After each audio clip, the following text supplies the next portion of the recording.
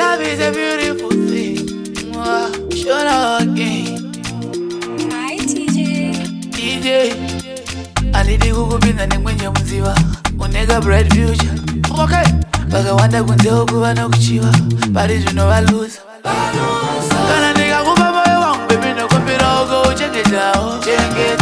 Don't treat me like chuma saka nini chagurwa swallow. Kana dada ninenge da toda kana dada ninenge da toda kana dada ninenge da toda kana dada ninenge da toda riyakaya ndakamboshitaura zvandandanga ndinopedza paruzhinji rwevanhu ndinokunongedza kuti uyu ndiye wangu chaiye mubatsiri yakakwana kanondipa chiedza ukanisiya ndinosara nani komoyo wangu ndozoupani zvandinoda ndinozopiwa nani angakwanise kundinzwisisa angave ana dada ndinenge ndatoda kana dada ndinenge ndatoda kana dada ndinenge ndatoda kana dada ndinenge ndatoda riyakaya andidi kukupinda ndimwenye mudziva